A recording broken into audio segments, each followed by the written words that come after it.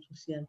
Entonces, esto que ustedes hacen a través de este espacio, creo que nos acerca más a la gente buena, a la gente que nos escucha y que a veces no recibe mucha información de repente. Las redes sociales tal vez están más orientadas a muchas cosas y demasiadas cosas, diríamos, que hay también en las redes sociales. Pero a propósito de lo que nos pregunta, creo que es importante resaltar algo que ya ustedes han comentado en otras ocasiones, y es que la crisis que estamos viviendo no es nueva en términos de que antes de que comenzara la crisis provocada por la llegada del coronavirus o del COVID-19, ya en Panamá se estaban sintiendo los efectos de una desaceleración del crecimiento, de un aumento desde el punto de vista de los gastos del gobierno, aumento del déficit fiscal, una reducción significativa también ya se veía mirando en los indicadores macroeconómicos de lo que son los ingresos públicos o los ingresos del gobierno central principalmente, una deuda pública que nos asfixia, que pareciera que no, pero ciertamente nos está sacando demasiados recursos de los que pagan todos, independientemente de que se trabaje o no, una deuda pública que ya sobrepasa los 30.000 millones de balboas.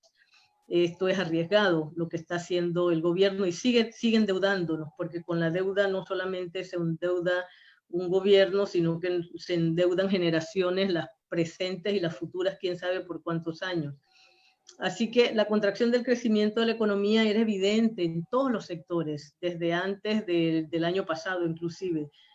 Algo que nos llama la atención y que se estaba viviendo también dentro de esa contracción era precisamente el aumento del desempleo. Ya venía el desempleo. Para el último año se estaba calculando el 7.1% de la población económicamente activa, es decir, más de 150.000 personas, cerca de 175.000 personas ya estaban afectadas por lo que nosotros denominamos el desempleo directo, desempleo abierto. Por otro lado, hay una gran cantidad de personas en Panamá que antes de la coyuntura que estamos viviendo ahora, se han dedicado a obtener sus ingresos de lo que puedan, lo que denominamos ocupaciones informales, de tal manera que antes de esto ya se estaba calculando que la informalidad estaba siendo desarrollada por más de 716.000 personas. Y la mayoría de estos denominados informales se ubican en las provincias de Panamá y de Panamá Oeste, de acuerdo con datos del 2019. Estas ocupaciones informales en un 55% eran desarrolladas por hombres y un 45%, casi la mitad de las actividades informales, las desarrolladas por mujeres. En fin, todas estas actividades han tenido que prácticamente suspenderse. Nosotros vemos cómo en medio de la pandemia que se está viviendo y de la escasa ayuda o que no llega o que llega a cuentagotas en algunas comunidades de la provincia de Panamá y de Panamá Oeste, ni qué decir del interior del país, algunas personas se han visto en la necesidad de salir a buscar algo para llevar a sus hogares. Lo cierto es que así como usted lo señala, Marcelina, las mujeres ciertamente más que los hombres, en algunos casos realizan trabajos muy mal pagados, muy mal, no diríamos que tienen salario, sino que reciben a cambio de sus trabajos, de los trabajos que realizan, unos ingresos muy bajos. Por otro lado, tampoco tienen beneficios. Los informales en general no tienen beneficios, no pagan prestaciones laborales, de tal manera que no tienen acceso a la seguridad social y a otros servicios porque sus niveles de ingresos no son suficientes. El trabajo doméstico como ocupación vinculada al sector informal, el trabajo doméstico no remunerado, por cierto, no me refiero al que es remunerado, que también es mal pagado. También hay trabajos ocasionales, ventas ambulantes, servicios de pequeña escala que desarrollan fundamentalmente las mujeres. Por ejemplo, las peluquerías. Los hombres también. Tenemos cantidad de muchachos trabajando y hombres trabajando en las denominadas barberías, pero también mujeres que se dedican a cortar cabello, pintar cabello, hacer las uñas y demás. Todos esos trabajos hoy día prácticamente se han convertido en irrealizables. En el caso del sector social y de salud, las mujeres han representado cerca del 76% de la fuerza laboral en el sector social y de salud. La enfermería, por ejemplo, que es un trabajo formal, en enfermería las mujeres superan el 90%. Y de hecho, eso significa que las mujeres también, incluyendo las que están vinculadas a trabajos de salud, están expuestas en trabajos de alto riesgo. También sabemos que suelen estar en contrataciones desfavorables de contratos. También se estimaba antes de esta pandemia, y esto lo estoy señalando para que se note que efectivamente esta pandemia va a tener algunos efectos mucho más notados y de mayor deterioro de la situación de la mujer. Y veamos por qué. Las mujeres sin ingresos propios de 15 años y más de edad representaban el 25% de todas las mujeres que no reciben ingresos. El 44% de las mujeres que no reciben ingresos se ubicaba en edades que van entre 15 y 24 años, y en el área rural esto supera el 50%, de acuerdo con datos del 2018. El 82%, por ejemplo, del trabajo doméstico remunerado no contaba en el 2019, de acuerdo con los últimos datos que se obtuvieron, con protección de seguridad social. Así vemos una gran cantidad de personas que trabajan en las denominadas casas de familia, y simplemente se abusa de este tipo de trabajadores y trabajadoras. Sobre todo hay muchas más trabajadoras domésticas que trabajadores. Y ahora en medio de la pandemia ni siquiera se podía identificar a estas personas, a las mujeres trabajando en hogares, porque no son ni siquiera reconocidos sus derechos de seguridad social, además del salario muy, muy bajo que le pagan a la mayoría. Por otro lado, también no hay que olvidar que el desempleo va a aumentar significativamente, y ya aumentó en este periodo. Los efectos de la crisis que vivimos entonces en este momento se multiplican la situación de las mujeres. Por un lado, porque también se tienen como las responsables designadas de manera, yo creo que ni siquiera es de manera tácita y hasta implícita, de evitar el contagio familiar. Es triste que esto pase, porque realmente, y no es que estemos diciendo que son responsables los hombres, sino porque culturalmente se ha designado que las mujeres son las que como que administran el hogar de alguna forma y se encargan de los temas de salud, de educación, de mantener la salubridad del hogar, de dar soporte emocional inclusive, y en muchos casos, cuando hay recursos y se tiene acceso a ellos, administrar los recursos de la familia. Luego entonces, las mujeres también no se puede negar que son las primeras en responder como trabajadoras del hogar, remuneradas o no. Remuneradas, decíamos hace un momento, nos referíamos al trabajo doméstico, y también como voluntarias comunitarias, como cuidadoras, y vemos que inclusive las mujeres en muchos casos en nuestras comunidades son las que acompañan las luchas por la mejora de las condiciones básicas de las familias, que si por el agua, por la carretera, sobre todo por el agua, o por la vivienda inclusive. De eso podemos hablar bastante con los compañeros de Mocona. Por otro lado también se tiene como dato que la atención sanitaria de las personas que tienen que han sido contagiadas por el coronavirus se encuentra en manos mayoritariamente de las mujeres. Es el personal sanitario de mayor riesgo, ciertamente, que corre el peligro de ser infectado, y de hecho está siendo también de esa manera. Se está registrando muchos contagios a nivel de los hospitales, pero también no solamente a nivel profesional, también en los hogares las mujeres son principalmente las cuidadoras de la familia. Yo no digo que sean la totalidad, porque no es que esté reclamándole a los hombres que no lo hacen, sino que no se puede negar el hecho que las que más cuidan, o las que pareciera que se les asigna esa responsabilidad, es a las mujeres. Por otro lado también, fíjense que debido al cierre de las escuelas, se ha sobrecargado el trabajo que se tiene que hacer en los hogares, de mujeres con trabajo fuera del hogar o que solamente están con trabajo no remunerado dentro del hogar. Porque de alguna manera, con esto que estamos viendo, los datos que son tan tristes acerca de cómo nuestros connacionales y no connacionales están cayendo frente al contagio del COVID y están falleciendo, y es como si para los gobernantes eso no significara nada. Efectivamente, eso nos produce mucho dolor. Yo sé que sí, y bueno, las mujeres que están en sus casas y que estamos en las casas, estamos con terror, tratando de cuidar que esto no se propague más, se los aseguro, que las mujeres, pero sin ingresos, ¿cómo se va a hacer? Lo cierto es que las mujeres enfrentan, decíamos, un aumento del trabajo de cuidado por el cierre de las escuelas, porque los hospitales, las clínicas y demás están saturados y ya no aceptan casi más personas, así como el incremento de necesidades de algunas personas denominadas adultos mayores. Por otro lado, también, como esto se ha dado, las mujeres han tenido que asumir la carga educativa. Algunos hombres también lo hacen, pero principalmente las mamás.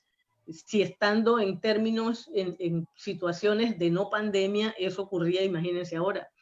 Así que también las clases virtuales cuando llegan, implican una sobrecarga de trabajo para las casas. Además de lo que significa si alguna mujer que mantiene todavía algún trabajo y le han pedido que se lo lleve para su casa en la modalidad de teletrabajo, que no se tienen cifras acerca de cuántas mujeres, cuántos hombres, ni en cantidades, no se sabe cuántas personas están asumiendo la modalidad de teletrabajo.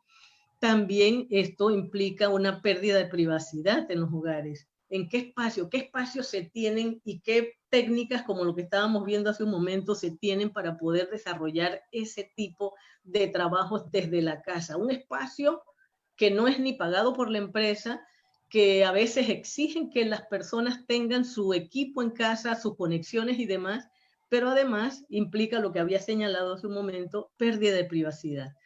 Y también implica costos en el mantenimiento del hogar, la luz, el espacio, en fin, las condiciones laborales no son iguales en las casas. Entonces, si no se tienen, algunos hacen el esfuerzo, eso lo hemos notado. Por otro lado, creo que el director o el secretario general de la ONU señalaba algo que me parece que tiene mucho sentido, y es que el trabajo doméstico de las mujeres está subsidiando tanto los servicios públicos como los privados. Eso es interesante, porque de alguna manera esto está pasando. Y simplemente se sigue recargando el trabajo que realizan las mujeres en sus casas y no se reconoce nada ni se va a reconocer. Por eso lo que se está planteando la renta básica tiene mucho sentido, no solamente para las mujeres, sino para todas las personas que no reciben ingresos en este país. Recordando también que este país es uno de los más desiguales del mundo y de América Latina, que tiene niveles de pobreza que los últimos datos que se calcularon por allá por el 2018, yo dudo que el año pasado hayan hecho algún estudio, señalaba que cerca de 777,000 personas más o menos vivían en condiciones de pobreza, 777,000. Pero un estudio de 1 o 2 años previo a eso señalaba que había una gran vulnerabilidad en la población, es decir, que había una cantidad que llegaba casi a 1.5 millones de personas que podían caer en pobreza. Es decir, que había riesgo, y si la situación previa al COVID era tan alarmante ya, imagínense con esto que tenemos, cuántas personas efectivamente no estarán engrosando estos números, añadiéndose a estos números de pobreza y pobreza extrema. Y por supuesto que la situación de las mujeres en medio de esta agudización de la pobreza, de esta precariedad que se está viviendo, se va a dar de manera mucho más alarmante. Por eso entonces insistimos, es necesario garantizar un ingreso a las familias de tal manera que no se afecte a la sociedad en su conjunto, porque apoyando a las familias con una renta básica como se está proponiendo, efectivamente se podría estar apoyando la a las familias de tal manera que no caigan en niveles de pobreza que luego van a ser lamentables. Solamente basta recordar que más de 400.000 personas antes de la pandemia en este país vivían en condiciones lamentables y que eran afectadas por la desnutrición y la desnutrición crónica. Por otro lado, se estima que se van a perder una gran cantidad, ya se están perdiendo y se han perdido, además de los abusos de las empresas con respecto a los puestos de trabajo.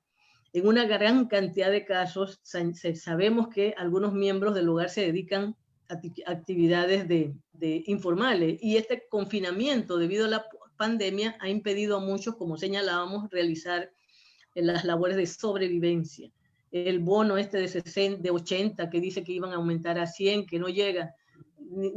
Sinceramente la forma como están, dice que distribuyéndolo, no parece ser buscar que efectivamente apoye a la población que más lo necesita. Al 27 de junio, por ejemplo, se registraban 261.000 contratos de trabajo suspendidos de 17.000 empresas que habían registrado ese proceso en el Ministerio de Trabajo, porque hay una gran cantidad de errores y de empresas también que no han registrado la suspensión de los contratos de trabajo de algunos trabajadores y trabajadoras. Luego se ha señalado que para el 15 de junio se estaban reactivando algunos contratos, pero imagínense, de todos los contratos que habían sido suspendidos, solamente el 12% eran los que habían sido reactivados. La mayoría de ellos eran contratos suspendidos de hombres, y solo mucho menos del 35% aproximadamente, menos del 40%, era de contratos de mujeres. Por cierto, entonces, las condiciones de vida, las estrategias de supervivencia de las familias son realmente mucho más difíciles en este momento.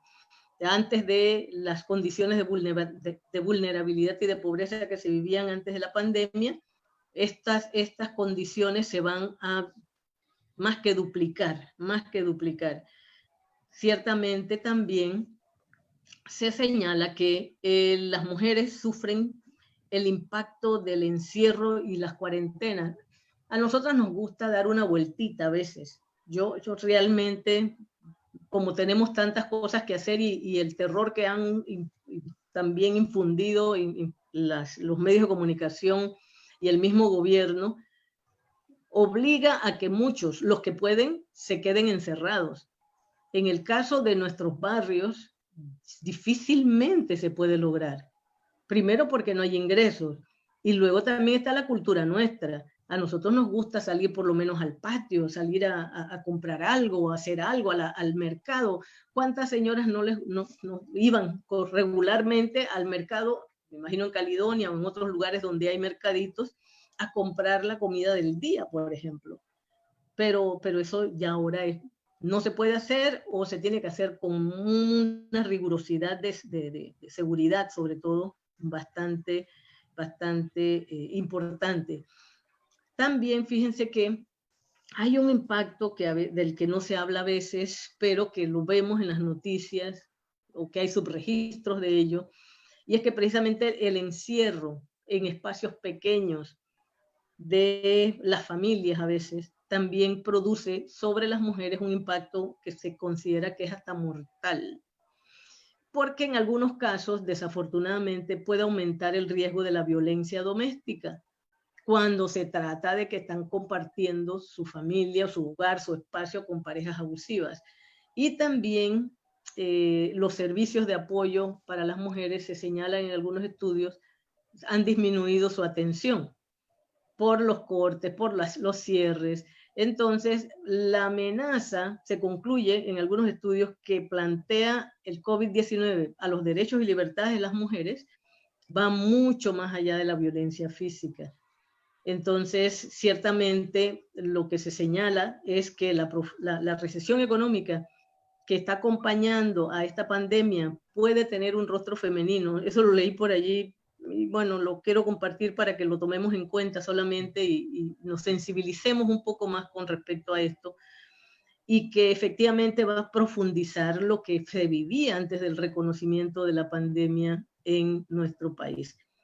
Recuerden que las mujeres, insistimos, realizan mucho más trabajo en promedio, y más que en promedio, mucho más trabajo doméstico que los hombres. Lo más probable es que inclusive cuando se vayan levantando algunas restricciones, si no se levantan las restricciones, por ejemplo, de la educación y de otras, lo más probable es que las mujeres vayan a tener que seguir revisando la educación de los hijos en la casa o atendiendo a los muchachitos en la casa. Y por otro lado también esto podría significar que retrase mucho más su regreso a la vida laboral, ya sea remunerada, ya sea informal, ya sea de salir por lo menos.